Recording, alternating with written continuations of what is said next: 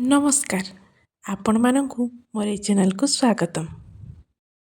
ଆସନ୍ତୁ ଆଜି ଆମେ ସବୁ ଓଡ଼ିଆମାନଙ୍କର ପ୍ରିୟ ଆମ୍ବୁଲ ଦିଆ ମାଛ ବେସର ବନେଇବା। ଏହା ଖାଇବା ପାଇଁ ବହୁତ ଟେଷ୍ଟି ଲାଗେ। ଚାଲନ୍ତୁ ତା ପାଇଁ ପ୍ରଥମେ ଆମେ 2 ଚାମଚ ସୋରିଷ ନେବା, ସେଥିରେ 1 ଚାମଚ ଜିରା ଦେବା ଏବଂ ତାକୁ ଶୁଖିଲା ଗ୍ରାଇଣ୍ଡିଂ କରିନେବା।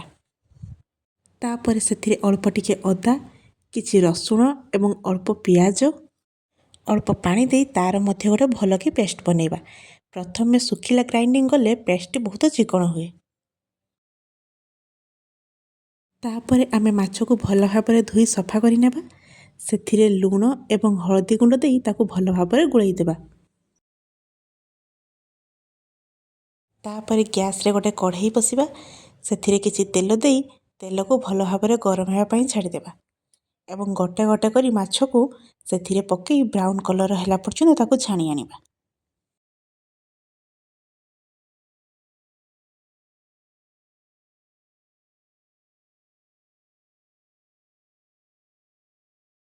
ମଝିରେ ମଝିରେ ମାଛକୁ ଏମିତି ଓଲଟାଇ ଦେବା।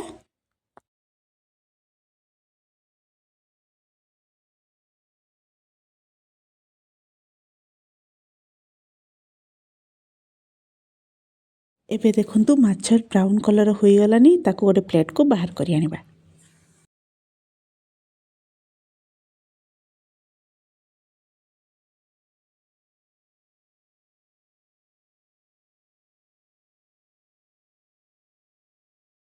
ସେମ୍ କଢ଼େଇରେ କିଛି ତେଲ ଦେଇ ସେଥିରେ ଆମେ ଲମ୍ବା ଲମ୍ବା କରି କାଟିଥିବା ଆଳୁକୁ ପକାଇବା ଏବଂ ସେଥିରେ ସ୍ୱାଦ ଅନୁସାରେ ଲୁଣ, ହଳଦୀ ଗୁଣ୍ଡ ଦେଇ ତାକୁ ବି ମଧ୍ୟ ସିଝିବା ପର୍ଯ୍ୟନ୍ତ ଆମେ ଭାଜି ଆଣିବା।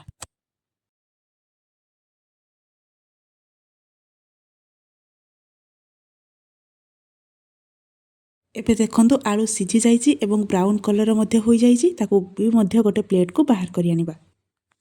ସେମ୍ କଢ଼େଇରେ ଆଉ କିଛି ସୋରିଷ ତେଲ ଦେବା। ତେଲ ଭଲ ଭାବରେ ଗରମ ହେଲା ପରେ ସେଥିରେ 1 ଚାମଚ ପଞ୍ଚଫୁଟଣ ପକାଇବା। ତାପରେ ଅଳ୍ପ କଟା ପିଆଜ ପକାଇବା। ପିଆଜକୁ ହାଲକା ଆମେ ଭାଜି ନେବା। ତାପରେ ସେଥିରେ ଗୋଟେ କଟା ଟମାଟୋ ପକାଇବା ଏବଂ ସେଥିରେ ଟମାଟୋକୁ ମଧ୍ୟ ଭଲ ଭାବରେ ଭାଜିବା। ଟମାଟୋ ସିଝିଗଲା ପରେ ସେଥିରେ 1 ଚାମଚ ଲଙ୍କା ଗୁଣ୍ଡ, ଅଧା ଚାମଚ ହଳଦୀ ଗୁଣ୍ଡ ଦେଇ ମସଲାକୁ କଷିବା।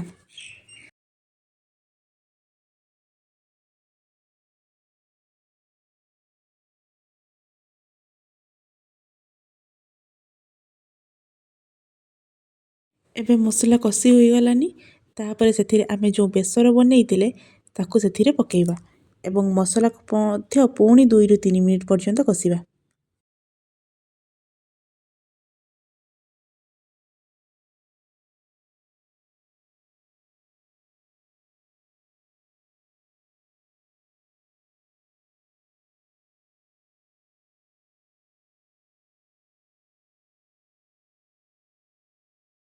ଏବେ ଦେଖନ୍ତୁ ମସଲାରୁ ହାଲକା ହାଲକା ତେଲ ବାହାରିଲାନି, ତ ଏବେ ମସଲା ଆମର ଭଲ ଭାବରେ କଷି ଯାଇଛି।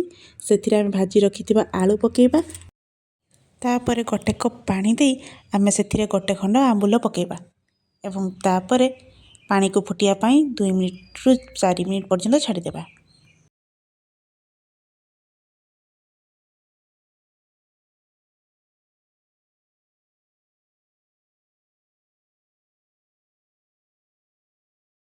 ଏବେ ଦେଖନ୍ତୁ ତରକାରୀଟି କେତେ ସୁନ୍ଦର ଫୁଟିଲାନି। ତାପରେ ଆମେ ଯେଉଁ ମାଛ ଭାଜି ରଖିଥିଲେ ସେଥିରେ ପକାଇବା। ପୁଣି ଥରେ 3ରୁ 4 ମିନିଟ୍ ପର୍ଯ୍ୟନ୍ତ ତରକାରୀକୁ ଫୁଟିବା ପାଇଁ ଛାଡ଼ିଦେବା। ଶେଷରେ ଗରମ ମସଲା ଆମେ ପକାଇବା। ଏବେ ଆମେ ସ୍ୱାଦ ଅନୁସାରେ ଲୁଣ ପକାଇବା।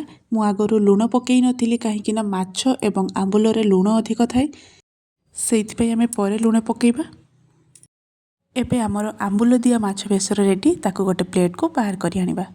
ଯଦି ଆଜିର ମୋର এই ଭିଡ଼ିଓ ଆପଣମାନଙ୍କୁ ଭଲ ଲାଗିଥାଏ ତେବେ ମୋ ଚ୍ୟାନେଲକୁ ଲାଇକ୍, ସେୟାର, ସବସ୍କ୍ରାଇବ୍ କରିବାକୁ ଜମା ବି ଭୁଲିବେନି ଏବଂ କମେଣ୍ଟରେ ଜଣାଇବେ ମୋ ରେସିପିଟି ଆପଣମାନଙ୍କୁ କେମିତି ଲାଗିଲା। Thank you.